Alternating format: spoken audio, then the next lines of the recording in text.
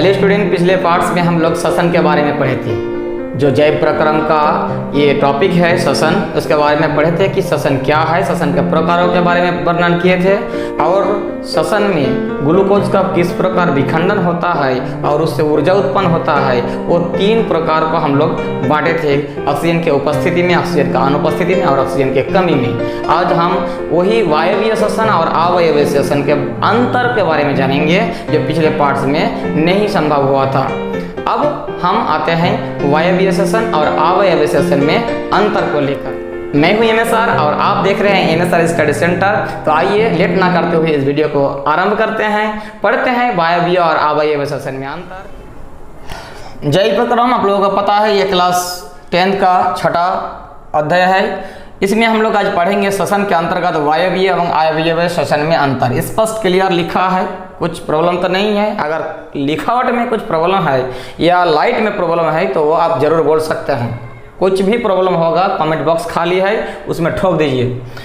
वायवीय श्वसन इधर लिखे हैं और इधर लिखे हैं अवायवीय श्वसन। हम लोग जान गए थे कि वायवीय श्वसन में इसका पहला पॉइंट क्या लिखे हैं, ये ऑक्सीजन की उपस्थिति में होता है और इसमें लिखे हैं कि ये ऑक्सीजन की अनुपस्थिति में होता है।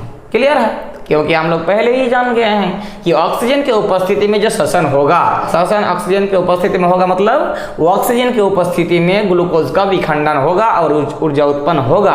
तो उस प्रकार के श्वसन को हम लोग क्या कहेंगे, वायवीय श्वसन कहेंगे। और जिसमें ग्लूकोज के विखंडन के लिए वो ऑक्सीजन की आवश्यकता नहीं होती है, वो अवायवीय श्वसन कहलाता है। क्लियर है। अब आते हैं 2 नंबर। इसमें 3 कार्बन अणु वाला एटीपी ऊर्जा उत्पन्न करता है। एटीपी क्या है, एटीपी ऊर्जा जिसमें संचित रहता है। एटीपी फॉर्म में गुब्बारा जैसा मान लीजिए ये ऊर्जा उत्पन्न होता है, वो 3 कार्बन अणु वाला ऊर्जा उत्पन्न होता है। क्लियर है। और इसमें फर्क इतना है कि इसमें जो एटीपी बन रहा है ऊर्जा के फॉर्म में, वो क्या है, ये 2 कार्बन अणु वाला है। ये इसमें कितना कार्बन है, 2 कार्बन, और वायवीय में 3 कार्बन। क्लियर है, नो प्रॉब्लम, नो डाउट। अब आते हैं 3 नंबर। ये कोशिका के माइटोकॉन्ड्रिया में होता है। ये कोशिका के कहाँ होता है, माइटोकॉन्ड्रिया में होता है। और अवायवीय श्वसन होता है, ये कोशिका के कोशिका द्रव में होता है। अब कोशिका के में माइटोकॉन्ड्रिया और कोशिका में कोशिका द्रव क्या है, अगर नहीं पता तो जरूर कोशिका वाला वीडियो जरूर देख लीजिएगा। कोशिका में विभिन्न प्रकार के अंग होते हैं, जैसे कोशिका भित्ति, कोशिका झिल्ली, कोशिका द्रव, कोशिका काय, माइटोकॉन्ड्रिया, राइबोसोम, लाइसोसोम, गोल्गी काय, विभिन्न प्रकार के जो ऑर्गन होते हैं कोशिका में पाए जाते हैं, जिसे कोशिकांग के नाम से जाना जाता है। तो वो जो कोशिकांग है उसमें क्या होता है, जो कोशिका वायवीय श्वसन होगा वो माइटोकॉन्ड्रिया में होगा। और इस माइटोकॉन्ड्रिया को क्या कहा जाता है, इस माइटोकॉन्ड्रिया को कहा जाता है power house of the cell, बिजली घर यानी शक्ति घर कहा जाता है कोशिका का। और ये जो अवायवीय श्वसन होगा ये कोशिका द्रव में होगा। कोशिका द्रव जो रहता है लसलसा चटचटा जो पदार्थ रहता है, जिसमें बहुत सारे कोशिकांग रहता है, तो उस कोशिका द्रव में होता है क्या, अवायवीय श्वसन। 4 नंबर में ये है, यह सभी उच्च वर्गीय जीवों में पाया जाता है। किसमें, उच्च वर्गीय जीवों में, जैसे मनुष्य, जंतु आदि। मतलब मनुष्य हो या जंतु हो, विभिन्न प्रकार के जो जीव है जो उच्च श्रेणी में आता है, उस प्रकार के जीवों में ये वायवीय श्वसन होगा, उच्च वर्गीय। जैसे मनुष्य हुआ, जंतु हुआ, बिल्ली, कुत्ता, शुअर, सब कुछ जहाँ जो जीव है जो उच्च वर्गीय होता है उसमें क्या होता है, वायवीय श्वसन होगा। और अवायवीय श्वसन में निम्न वर्गीय में, बस इतना सिंपल सा बात याद रखना है कि यह सभी निम्न वर्गीय जीवों में पाया जाता है। जैसे ईस्ट, ईस्ट क्या है, एक सूक्ष्म जीव है। हाथ, पैर, नाक, मुंह ये सब तो नहीं होता है, ये उच्च वर्गीय जो होता है उसमें होता है। तो ये छोटा सा जीव, सूक्ष्म जीव, जिसे हम खाली आंखों से देख भी नहीं सकते, इस प्रकार के जो जीव है वो जीवाणु इसमें भी होता है। और ईस्ट को तो आपको बता दिए थे कि बेकरी में जाइएगा तो जरूर मिल जाएगा। वो क्या होता है, वो ब्रेड बनाने में उसका यूज होता है ईस्ट। वो जो है ईस्ट हो चाहे कुछ जीवाणु हो, जो निम्न वर्गीय जीव है, इसमें अवायवीय श्वसन होगा यानी एनारोबिक रेस्पिरेशन होगा। अब आते हैं लास्ट फाइनल क्या है, इसमें ऊर्जा के साथ कार्बन डाइऑक्साइड और जल मुक्त होता है। यानी श्वसन होगा तो ऊर्जा तो उत्पन्न होगा, ऊर्जा उत्पन्न करना ही श्वसन का एकमात्र उद्देश्य होता है। तो ऊर्जा के साथ इसमें कार्बन डाइऑक्साइड और जल का निर्माण होता है। कसमें एरोबिक रेस्पिरेशन में यानी वायवीय श्वसन में। और अवायवीय श्वसन में क्या होगा, इसमें भी ऊर्जा उत्पन्न होगा, लेकिन ऊर्जा के साथ एथेनॉल, एथेनॉल जो शराब जो होता है शराब, वो एथेनॉल C2H5OH 2 कार्बन वाला, और उसके साथ कार्बन डाइऑक्साइड मुक्त होता है। यानी इसमें ऊर्जा के साथ कार्बन डाइऑक्साइड, इसमें भी ऊर्जा के साथ कार्बन डाइऑक्साइड, लेकिन फर्क कहाँ हुआ, इसमें जल उत्पन्न होता है और इसमें एथेनॉल नामक एक पदार्थ बनता है।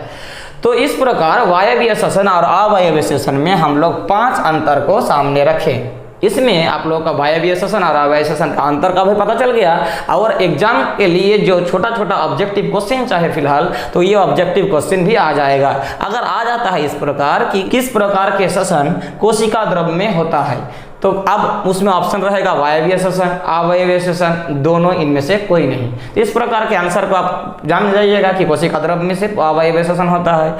या आ जाएगा इस जो है ये किस प्रकार का श्वसन करता है, वायवीय अवायवीय, दोनों इनमें से कोई नहीं। तो हमें तो पता है कि इस जो है वो वायवीय अवायवीय दोनों प्रकार का श्वसन कर सकता है। तो इस प्रकार के श्वसन को अगर हम लोग जान जाते हैं अंतर को, तो 2 काम हो जाता है, चाहे लॉन्ग क्वेश्चन के लिए भी बन गया और इससे ऑब्जेक्टिव क्वेश्चन भी बन जाएगा। अब आ जाते हैं एटीपी के बारे में थोड़ा सा जानते हैं कि एटीपी है क्या चीज़। एटीपी सुनते हैं, एटीपी है क्या चीज़। एटीपी का पूरा नाम है एडिनोसिन ट्राइफॉस्फेट। यहाँ देखिए एडिनोसिन ट्राइफॉस्फेट, इसको हम बाद में पढ़ते हैं। तो इसका फुल फॉर्म होता है एडिनोसिन ट्राइफॉस्फेट। अब एटीपी के बारे में कुछ पॉइंट को अगर ध्यान में रखना अत्यंत आवश्यक है एग्जाम के लिए। क्या क्या, नंबर 1, अधिकांश कोशिकीय प्रक्रमों के लिए एटीपी ऊर्जा मुद्रा है। ऊर्जा का मुद्रा, मुद्रा क्या है, मुद्रा पैसा, हम लोग जनरली जानते हैं मुद्रा क्या है, पैसा है। मुद्रा से हमें क्या मिलता है, मुद्रा को अगर खर्च करेंगे तो मुझे कुछ मिलेगा, कुछ मिलेगा ना। अगर दुकान में जाते हैं और दुकान में जाकर अगर कुछ मुद्रा देते हैं यानी पैसा देते हैं, रुपया देते हैं, तो उससे क्या मिल रहा है, कुछ तो वो देगा, ऐसे तो फालतू नहीं दे रहे हैं। तो ऊर्जा खर्च करना यानी मुद्रा खर्च करना के बदले मुझे कुछ मिल रहा है। ठीक इसीलिए एटीपी को कोशिका का मुद्रा कहा गया है। यहाँ इस पॉइंट में क्या कह रहा है, अधिकांश कोशिकीय प्रक्रम, प्रक्रम तो हम लोग जान गए थे कि कोशिकीय प्रक्रम क्या है, श्वसन, वहन, उत्सर्जन, ये सब जो है प्रक्रम, उसमें क्या है वो एटीपी जो है ऊर्जा मुद्रा है। तो इसलिए एग्जाम में आएगा, ऊर्जा मुद्रा के नाम से जाना जाता है। उस ऑप्शन में बहुत कुछ रहेगा, माइटोकॉन्ड्रिया, एटीपी, वो तो मुझे क्या याद रखना है, एटीपी। ऊर्जा देख के माइटोकॉन्ड्रिया में नहीं मार देना है कि माइटोकॉन्ड्रिया का कोशिका या का ऊर्जा घर कहा जाता है, ऐसा बात नहीं है। वो एटीपी का शक्ति घर कहा जाता है, और उस शक्ति घर में ये शक्ति है कौन, ये एटीपी। यानी इस प्रकार हम लोग समझते हैं, जो हम लोग जाल फेंकते हैं पोखर में, तो जाल जो है ये पूरा क्या है, माइटोकॉन्ड्रिया है, और उसमें क्या आएगा, मछली पकड़ेगा। तो मछली, एक एक मछली को हम लोग अगर एटीपी मान लेते हैं, तो इसी प्रकार एटीपी मान लेते हैं। इस प्रकार एटीपी वो क्या हो गया, एक मुद्रा हो गया, और वो शक्ति घर कौन है, माइटोकॉन्ड्रिया। अब माइटोकॉन्ड्रिया में ऊर्जा बन रहा है, एटीपी बन रहा है, तो इसीलिए माइटोकॉन्ड्रिया को शक्ति घर कहा जाता है, और शक्ति ऊर्जा का जो मुद्रा है वो क्या है, एटीपी है। नेक्स्ट पॉइंट में आते हैं, कोशिकाओं में होने वाले विभिन्न क्रियाओं के लिए ईंधन का कार्य करता है। ऊपर वाला नीचे वाला पॉइंट लगभग सेम है। अब क्यों लिखे हैं, तब इसलिए लिखे हैं कि क्वेश्चन में हम लोगों को ध्यान रखना अत्यंत आवश्यक है कि ईंधन भी कहा जाता है। अब इस प्रकार क्वेश्चन आ जाता है, एटीपी को कहा जाता है कोशिका का ऊर्जा घर, कोशिका का मुद्रा, ईंधन, दोनों इनमें से कोई नहीं। तो हमें ये भी याद रखना है कि कोशिका का जो ईंधन, ईंधन मतलब क्या होता है, हम लोग जो खाना बनाते हैं तो ईंधन लगता है कि नहीं लगता है, चाहे गैस हो, लकड़ी का हो, कोयला का हो, ईंधन आवश्यक है। तो उससे क्या बन रहा है, खाना बन रहा है। इसीलिए कोशिका में जो भी प्रक्रम हो रहा है, कोई भी क्रिया हो रहा है, उसके लिए ईंधन का काम कौन कर रहा है, एटीपी कर रहा है। तो एटीपी ईंधन का काम कर रहा है। एटीपी जब जल के साथ क्रिया करता है, एटीपी जो है वो जब जल के साथ क्रिया करता है तो एडीपी का फॉर्मेशन करता है, निर्माण करता है, तथा इससे लगभग 30.5 kg यानी किलो जूल मोल ऊर्जा उत्पन्न होता है। यानी एटीपी जो है वो जब जल के साथ रिएक्शन करता है, जल के साथ मिलता है, तो उससे क्या बन जाता है, एडीपी यानी एडिनोसिन डाइफॉस्फेट, यानी ट्राई से डाई बन गया, यानी 3 से 2 फॉस्फेट बन रहा है। साथ ही क्या होता है, ऊर्जा मुक्त होगा।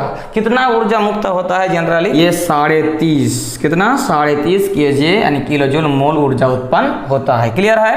अब आते हैं नेक्स्ट पॉइंट में, कोशिकाओं में एटीपी का उपयोग पेशियों के सिकुड़ने, प्रोटीन संश्लेषण, तंत्रिका आवेग का संचरण आदि विभिन्न क्रियाओं में होता है। यार कुछ भी होता है, सब होता है, किसके कारण, एटीपी के कारण। हम जो अभी क्या कर रहे हैं, सिकुड़ रहे हैं, पेशी को सिकुड़ रहे हैं, बात कर रहे हैं, सब कुछ कर रहे हैं, ये वो जो भी कर रहे हैं, जो भी क्रियाकलाप हमारे शरीर में हो रही है, सब किसके थ्रू हो रहा है, ऊर्जा के थ्रू हो रहा है। और ऊर्जा कहाँ बन रहा है, माइटोकॉन्ड्रिया में बन रहा है, किसके फॉर्म में, एटीपी के फॉर्म में। तो वो जो एटीपी का उपयोग हो रहा है ऊर्जा के लिए, तो वो क्या क्या करता है, पेशियों के सिकुड़ने में, प्रोटीन का संश्लेषण, हमारे शरीर में जो प्रोटीन बनता है, प्रोटीन को संश्लेषण में यानी निर्माण में, तथा तंत्रिका आवेग, तंत्रिका आवेग तो खटास ऐसा मार देता है मच्छर अगर, तो वो जो आवेग उत्पन्न होता है, उस आवेग ऊर्जा का उपयोग होता है, वो सभी एटीपी का रोल रहता है। तो ये सब एटीपी का काम है। आप लोगों को इसमें कुछ खास पॉइंट्स पर ध्यान देना है और वो ध्यान में रखना है कि एटीपी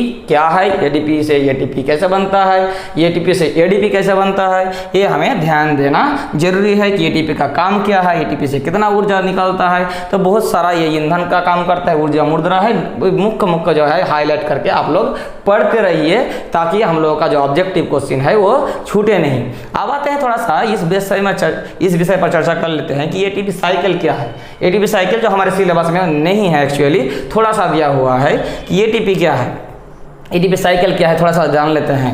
एटीपी जो है ना, एटीपी यानी एडिनोसिन ट्राइफॉस्फेट। एडिनोसिन एक पदार्थ है जो क्या है, कार्बनिक पदार्थ है, और फॉस्फेट है अकार्बनिक पदार्थ। अब कार्बनिक और अकार्बनिक के बारे में हम पहले बता चुके हैं। कार्बनिक जनरली ये सिंपल सी बात है कि कार्बनिक मतलब जिसमें ऐसा पदार्थ जिसमें कार्बन और हाइड्रोजन दोनों पाया जाता है, वो कार्बनिक पदार्थ है। और अकार्बनिक मतलब कार्बन है तो हाइड्रोजन नहीं, हाइड्रोजन है तो कार्बन नहीं। जैसे कार्बन डाइऑक्साइड में हाइड्रोजन नहीं है तो ये अकार्बनिक पदार्थ है, कार्बन होते हुए भी। और जैसे जल है, जल में हाइड्रोजन है लेकिन कार्बन नहीं है, तो इसलिए क्या है, अकार्बनिक पदार्थ है। और वही फिर अगर वही मिल जाता है तो बन जाता है C6H12O6 यानी ग्लूकोज बन जाता है। और ग्लूकोज में अगर कार्बन भी आ गया, हाइड्रोजन भी आ गया, तो इसलिए वो क्या है, कार्बनिक पदार्थ है। ये क्लियर है। तो इसी प्रकार एडिनोसिन जो है एक कार्बनिक पदार्थ है और फॉस्फेट एक अकार्बनिक पदार्थ है। और ट्राई इसलिए है कि इसमें जो फॉस्फेट का जो रहता है, फॉस्फेट 3 रहता है। कितना, फॉस्फेट 3। तो ये क्या मतलब, एडिनोसिन और इसमें 3 फॉस्फेट जुड़ा रहेगा तो एडिनोसिन ट्राइफॉस्फेट हो गया। और वो जो एडिनोसिन ट्राइफॉस्फेट जब जल के साथ अभिक्रिया करता है, जल के साथ मिलता है, तो उससे क्या होता है, एडिनोसिन डाइफॉस्फेट बन जाता है और उससे ही ऊर्जा प्राप्त कर लेते हैं हम। अब उस ऊर्जा को प्राप्त कर लिए, लेकिन वो एडिनोसिन ट्राइफॉस्फेट से एडिनोसिन डाइफॉस्फेट बन गया। इसमें एक फॉस्फेट क्या हो गया, निकल गया और इधर बन गया एडीपी यानी एडिनोसिन डाइफॉस्फेट। इसमें सिर्फ फर्क इतना है कि इसमें ट्राई और इसमें डाई है, बस और कुछ नहीं। तो इस प्रकार ये सिर्फ आप लोगों को याद रखना है कि जल के साथ रिएक्शन करेगा तब एटीपी से एडीपी बन जाएगा, साथ ही ऊर्जा उत्पन्न होगा। कितना ऊर्जा उत्पन्न होगा, यहाँ लिखा है 30.5 किलो जूल। अब आते हैं, अगर फिर इस एटीपी से एटीपी बनना होता है तो श्वसन के दौरान लिया गया ऊर्जा से वो क्या करता है, ग्रहण करता है और उस एटीपी से फिर एटीपी बन जाता है। तो इस प्रकार एक जो साइकिल बनता है ना, तो ये इसी के कहा जाता है एटीपी साइकिल। एटीपी साइकिल में कुछ खास पॉइंट्स उतना नहीं है, इसका फुल फॉर्म दोनों को याद रखिएगा। और कितना फॉस्फेट है, जल के साथ रिएक्शन करता है, ऊर्जा कहाँ निकलता है, कहाँ लेता है, ये थोड़ा सा ध्यान में रखना है, बस और कुछ नहीं। एग्जाम में ये एटीपी साइकिल उतना आता नहीं है, लेकिन कुछ खास पॉइंट्स को अगर दे देता है उठा के और 4 ऑप्शन रहता है तो ये लोग आप लोग ध्यान रखिएगा। तो बात ये है कि आज हम लोग अवयवीय और वायवीय श्वसन में अंतर के साथ एटीपी पर थोड़ा सा चर्चा किए कि एटीपी एक्चुअली है क्या चीज़। उम्मीद है कि ये वीडियो आप लोगों को अच्छा लगा होगा। श्वसन क्रिया को हम लोग आगे और बढ़ाते रहेंगे, श्वसन क्रिया अभी खत्म नहीं हुआ है। मानव में श्वसन के बारे में हम लोग नेक्स्ट वीडियो में पढ़ेंगे। इसी प्रकार के वीडियो आप लोग को मिल जाए यही उम्मीद रखते हैं। और इसलिए आप लोगों को ये काम करना होगा, क्या काम करना होगा, आप लोगों को चैनल को सब्सक्राइब करना होगा, साथ ही पास में बना बेल आइकन को भी प्रेस कर लेना होगा ऑल नोटिफिकेशन के लिए। और लाइक और शेयर करना मत भूलिएगा, उससे हम लोगों को एनर्जी मिलता है, एटीपी मिलता है। वीडियो बनाने के लिए तो ऊर्जा चाहिए ना भाई, एटीपी तो चाहिए। तो एटीपी क्या है? लाइक शेयर कमेंट है, तो वो जरूर कर दीजिएगा ताकि हम लोग को अगले वीडियो बनाने में थोड़ा सा ऊर्जा जरूर मिल जाए। मिलते हैं अगले वीडियो में, तब तक के लिए धन्यवाद।